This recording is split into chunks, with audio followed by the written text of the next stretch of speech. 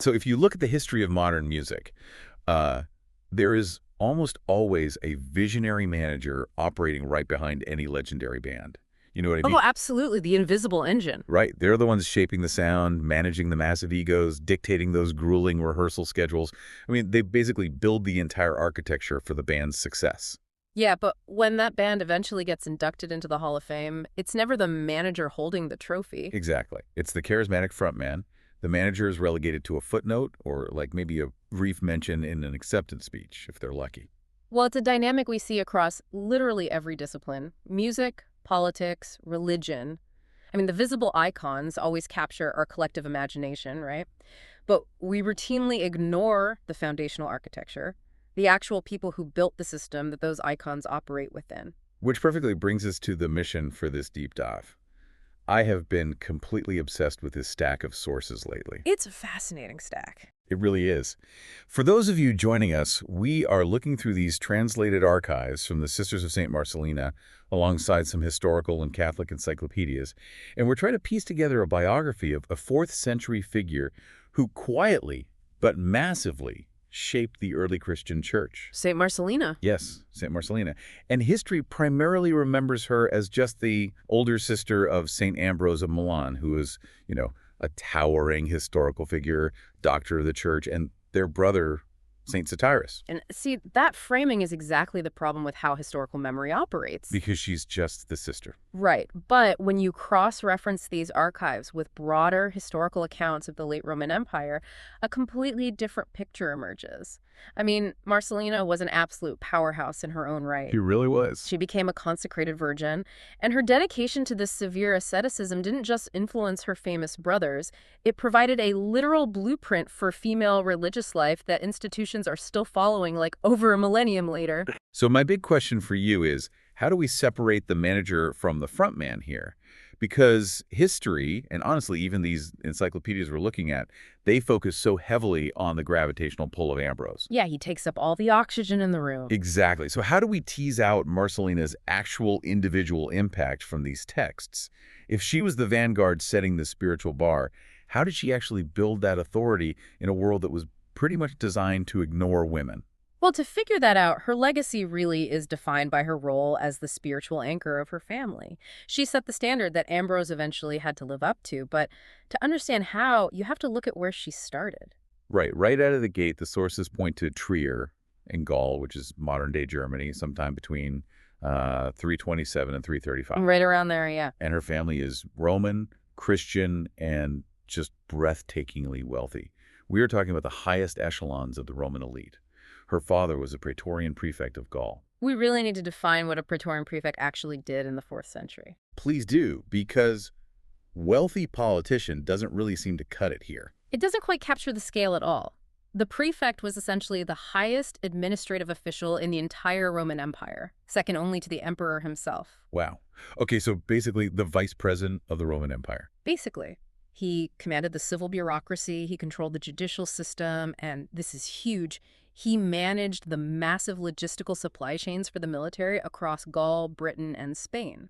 That is an insane amount of power. Right. So Marcellina is born into a household that functions as a nerve center for imperial power. From the moment she can walk, she is breathing the air of high-stakes administration, absolute authority, and extreme wealth. But then, around the year 354, the father dies. And that creates this immense power vacuum for the family, which prompts them to relocate to the capital, Rome. A classic move for a patrician family trying to consolidate their standing after a loss. Right. But here is a detail in the sources that I find completely baffling. The texts state that after the father's death, Marcellina took on the heavy responsibility of raising and educating her younger brothers, Ambrose and Satyrus. Yeah, she took charge. The sources say she inspired them to, quote, thirst for Christian virtue. But wait, I have to pause on this. The sources also explicitly note that she devoted herself to piety before her mother even arrived in Rome with the 2 boys. Which means the mother is still very much alive and in the picture. Yes. And if we look at the actual Roman patrician family structure, the mother holds massive sway after the patriarch dies, right? The matriarch steers the ship. Oh, absolutely. She's the boss. So for a teenage girl to usurp the educational direction of 2 future political leaders, I mean, that isn't just a display of piety. To me, that reads like a staggering assertion of dominance over the household. You are looking at the raw power dynamics, which is absolutely the right way to read this. It is highly, highly anomalous. Oh, yeah. In a traditional Roman noble family, the matriarch would absolutely be the one arranging the advantageous marriages, securing political alliances, managing the estate. The fact that Marcellina is entrusted with, or simply seizes the duty of educating the male heirs, it suggests she possessed a deeply commanding natural authority. He just took over. She did. And you have to consider what education meant for Roman boys of that status. It wasn't just reading and writing. It meant mastering rhetoric, philosophy, and civil law so they could eventually rule. The Imperial fast track. Exactly. And Marcellina took that traditional curriculum and completely rewired it. She infused their foundational education with her own intense Christian asceticism. She effectively became the moral center of gravity for the entire family. She hijacked the curriculum. Mm-hmm. I love that. And then, in her teens and 20s, instead of pursuing the expected path, leveraging her wealth into an elite marriage to secure the family's standing, she rejects worldly ambitions entirely. A total pivot. She elects a life of Christian virginity. And to understand why that is such a radical move for a woman in her position, we really have to look at the mechanics of the 4th century Roman world. Because it's changing rapidly at this point, right? Massively. Oh. The empire is undergoing a total paradigm shift. Back in 313, the Edict of Milan legalized Christianity. Right, Constantine. Yep. Before that, Christians were heavily persecuted. The ultimate proof of your devotion, the way you achieved actual spiritual glory, was martyrdom. You were thrown to the beasts. The Colosseum, all of that. Exactly. But by the 350s, when Marcellina is growing up, Christianity is rapidly becoming the religion of the establishment. The emperor is Christian. It is safe. So if you can't be thrown to the lions to prove your devotion, how do you rebel against the establishment when your religion is the establishment? That is the big question. And the answer is you engineer social martyrdom. Asceticism becomes the new frontier of radical devotion. Social martyrdom, that is a great phrase. But what does that actually look like in practice for a wealthy Roman noblewoman? The encyclopedias we're looking at just use this vague phrase. They say, she forsook the world. Right, which sounds very poetic. But practically it means dismantling her socio-economic function. Okay, unpack that a bit. Well, the primary economic engine for Roman noble families was the marriage market. Women of her status were vital geopolitical assets. They were used to merge estates and consolidate power. By declaring herself a virgin, she is taking a massive piece of capital off the board. Wow, so she's basically tanking her own stock for spiritual reasons. Exactly. And on a daily basis, it means rejecting the stola, which was the luxurious silk dress of the Roman matron, and wearing a coarse, dark tunic instead. It means refusing to attend the public baths. Which were huge for networking, right? They were the absolute center of Roman social and political life. So by skipping that, she essentially turned her palatial Roman estate into a proto-monastery.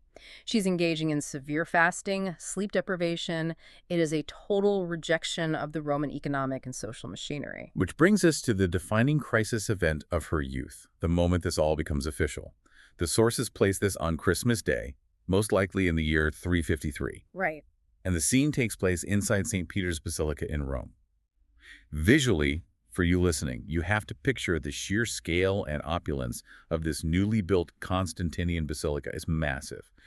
And Marcellina receives the veil of a consecrated virginity directly from the hands of Pope Liberius himself. Which is a huge deal. It's incredible. Let's just think about the mechanics of this event for a second. This is not a private vow made in some quiet, dimly lit chapel. It feels way more like a high-profile corporate merger being signed on live television. That's a great analogy. Right. Like getting your college diploma handed to you directly by the president at the White House. The Pope is not just blessing a pious teenager. He is publicly acquiring the cultural and spiritual capital of one of the most powerful dynastic families in the empire. That is the exact geopolitical function of the veiling. The Church was actively building its own power structures to rival the Roman state at this time. So by personally veiling Marcellina, Pope Liberius is bringing the prestige of the Praetorian Prefect's bloodline directly into the institutional Church. It carries immense cultural weight. The sources even preserve the specific homily Pope Liberius gave her on this occasion. They do, yeah. He exhorted her to embrace evangelical virtues, to preserve virginal purity, and to behave in the Church with the utmost respect. But here's the truly fascinating part to me. We only know the exact words of that papal speech because her brother, Ambrose, wrote them down years later. In his text, De Virginibus, exactly. Yeah. He literally published the Pope's speech from his sister's veiling. Which really tells you how heavily that specific Christmas day weighed on the family's internal mythology, you know? It became the foundational lore of their household. Marcellina's public consecration became the gold standard of devotion, and her brothers would spend the rest of their lives basically trying to match it. Speaking of her brothers trying to match her, the history really accelerates in the year 374. This is a massive historical milestone in our sources. Ambrose is now a grown man, and he has followed his father's trajectory. He's doing very well for himself. Very well. He is a high-ranking politician, serving as the civil governor of Liguria and Emilia, and his headquarters are in Milan. And then, suddenly, this crisis erupts, and the people of Milan essentially demand that Ambrose be appointed their bishop. It's one of the wildest stories in early church history. The context of that crisis is crucial, though. Milan was deeply divided between two rival Christian factions at the time. The Nicaeans and the Arians, right? Yes. The Nicaeans, who believed Jesus was equal to God, and the Arians, who believed he was subordinate. The previous bishop had died, and the city was on the verge of a literal riot over who would replace him. So Ambrose, as the civil governor, just steps into the church to keep the peace. Right. He's just there to prevent violence. He's doing his civic duty. And the crowd, seeing this respected authoritative figure, starts chanting for him to be the bishop. He is literally drafted as a compromise candidate by a mob. And this is the craziest part to me.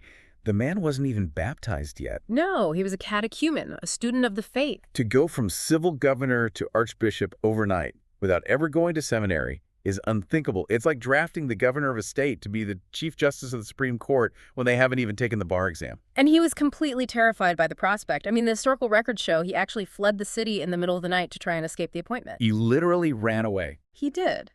But when the emperor finally ordered him to accept the position, Ambrose realized he was severely out of his depth doctrinally. I mean, he had the political hardware, but he lacked the theological software to run a diocese. So what does he do? He summons his sister. He brings Marcellina, along with their brother Satyrus, to Milan. The encyclopedias describe her as his, quote, zealous assistant. And they note that she helped foster the ascetic life among the young women of Milan. Yeah, zealous assistant is doing a lot of heavy lifting there. That's what I wanted to dig into. Given that Ambrose lacked formal religious training, it seems highly likely that Marcellina was the actual theological operating system running in the background of his newly installed bishopric. Oh, without a doubt. Right. She had been living a consecrated, intensely theological life for over 20 years at that point. Her influence is undeniable if you look at how he governed. I mean, Ambrose is remembered today as a brilliant theologian. But in those vulnerable early days, Marcellina provided the seasoned religious bedrock he desperately needed. She was the expert in the room. Exactly. And her work with the young women of Milan wasn't just some side project to keep her busy. By organizing and mentoring these communities of consecrated virgins, she was building a formidable social network. Oh, like a political base. Precisely. In the late Roman Empire, groups of ascetic women acted as powerful social bases. They provided charity, they influenced elite families, and they anchored the bishop's authority in the community. She was essentially building his grassroots political machine through spiritual mentorship. Wow. And Ambrose clearly recognized her intellectual authority. In 377, which is a mere 3 years into his time as bishop, he dedicated a major 3-book work on virginity to her. The Libri III de Virginibus ad Marcellinum. Yes. And when you read the analysis from the Calvin Digital Commons on this era, it points out that Ambrose developed a highly sophisticated Marian theology, studying the virtues of the Virgin Mary, drawing heavily on Eastern and Western thought. But he wasn't just reading ancient Greek texts. No, he was watching his sister. He saw those Marian virtues of purity, relentless devotion, and steadfastness modeled in the exact same house every single day. She was the living template for his doctrine.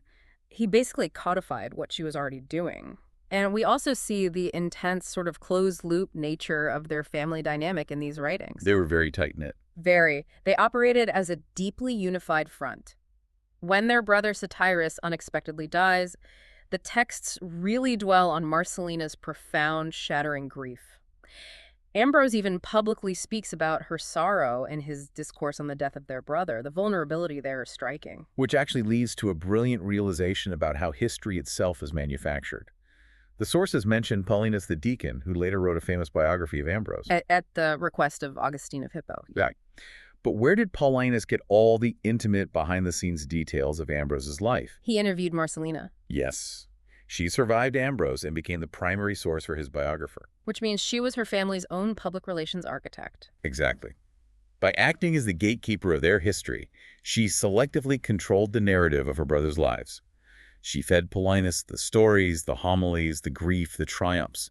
She essentially shaped how early church history would remember the entire administration of Iran. It is a massive insight into who actually writes history. You know, the men hold the formal titles, they get the statues, but the woman who survives them dictates the historical record. It's incredible. Yeah. And yet her own personal record contains something of an anomaly. Usually when we read ancient texts about saints, especially for this era, they are packed with supernatural claims. Oh, yeah. Levitation, multiplying food, miraculous healings. Right. But the sources don't attach flashy supernatural lore to Marcellina. Instead, her noted anomaly in the text was her masterwork of terrifying, unrelenting willpower. Her asceticism. Yes. She lived a life of such intense austerity that it actually alarmed the bishop. The irony here is so rich. You have Ambrose, this incredibly powerful bishop, a man shaping the doctrine of the Western Church, stepping in to literally beg his sister to mitigate her religious practices. But wait, why would he intervene? If extreme asceticism is the goal, shouldn't a bishop encourage that? Well, because extreme asceticism is a double-edged sword. Practically speaking, if you push the physical limits of fasting and sleep deprivation too far, it becomes dangerous to your health, which Ambrose obviously cared deeply about. Sure, you didn't want his sister to die. Right. But politically, ultra-extreme asceticism often bordered on heresy in the early church. Really? How so? Well, certain rival sects, like the Manichaeans, believed the physical body was inherently evil and had to be destroyed. Ambrose needed Marcellina to be functional, and he needed her practices to remain within the orthodox boundaries he was trying to establish for the church. Her devotion was so severe, it threatened to bypass institutional authority of the church entirely. She was out-asceticizing the bishop, basically, and he needed her to rein it in. That is fascinating. So they balanced this incredible tension, ruling the spiritual life of Milan together, until we arrive at the Transitus, the final days. The tightly woven ecosystem of their family finally collapses. Ambrose falls sick and dies on April 4, 397. And it was a seismic loss for the empire. The whole political and religious landscape shifted the moment he died. But for Marcellina, the loss was absolute. The sources state she barely survives him. She dies shortly afterwards in the year 398. When you look at their dynamic, it functions like a closed-loop system that simply cannot sustain itself once the primary nodes shut down. That's a good way to put it. They built this entire spiritual architecture together, and once her brothers were gone, her anchor to the physical world just seemed to dissolve. Her physical legacy, however, was cemented directly alongside his. She was formally recognized as a saint and buried in the crypt under the altar of the Ambrosian Basilica in Milan. So she rests permanently next to the brother whose legacy she helped construct. And her official feast day is July 17th. But her historical footprint doesn't end in that crypt in 398. The sources detail a fascinating posthumous legacy that spans over a millennium. She became the direct inspiration for the Sisters of St. Marcellina. The Istituto Internazionale Suore di Santa Marcellina. Right. And this is how a 4th century blueprint survives the fall of the Roman Empire, the Middle Ages, and the Renaissance. Gets institutionalized. In 1838, a priest named Luigi Biraghi founded this order in Italy, and he was specifically looking back to Marcellina's method of combining rigorous cultural education with deep moral formation. And the archives give us a perfect example of this legacy in action, with a woman named Sister Maria Anna from the 1800s. Her life mirrors Marcellina's almost exactly. It's uncanny. It really is. She was educated in a convent school by the Sisters of St. Marcellina in Virginity, and she wanted to join the order immediately. But just like Marcellina, who had to take charge of her brothers, Maria Anna faced intense family obligations. She had to return home, delay her own ambitions, and serve her family first. The systemic parallels are just incredible. Both women were forced to navigate that tension between their personal spiritual drive and the heavy, practical demands of their elite households. Right. And Maria Anna waited. Finally, in 1848, with her family duties fulfilled, she returned to the sisters. She made her formal profession in 1852. And the archives note that she was so precise in her observance of the order's rules that she was given a specific nickname. The living rule. Yes, Yeah. the living rule. Which is the exact function Marcellina served for Ambrose. When Ambrose wrote De Virginibus, he was basically transcribing the living rule he observed in his sister. Maria Anna embodied the abstract text in her daily actions, just as Marcellina had, 1,500 years earlier. That continuity is wild. Yeah. Sister Maria Anna then spent the next 4 decades acting as an educator. She taught youth in Cernusco, Chambéry, Genoa, and Milan. She dedicated her entire life to leading young people to the exact kind of solid cultural and religious education that Marcellina designed for Ambrose and Satyrus back in Rome. The blueprint works flawlessly across a span of 15 centuries. It really proves that true historical power isn't just about holding an office or wearing a crown during your lifetime. It is about engineering a system of behavior and education that outlives you. Marcellina proved that a woman stripped of traditional political power could still dictate the spiritual terms of an empire from the background. Which leaves us with a really compelling thought for you to mull over as we wrap up this deep dive. Definitely. We only know the granular mechanics of Marcellina's life. The homily the Pope delivered at her veiling, her staggering grief, her extreme austerity, because her brother Ambrose wrote them down, and because she strategically fed those stories to his biographer, Paulinus. She was the architect of her family's public memory. She made sure they were remembered. Right. But consider the countless other brilliant foundational women operating in the background of antiquity. The sisters, the wives, the mothers who served as the intellectual and theological operating systems for famous men. How many of them engineered massive societal shifts, only to be completely erased from the historical record just because they didn't have a brother famous enough to publish their story, or because they didn't live long enough to control the biographer's pen.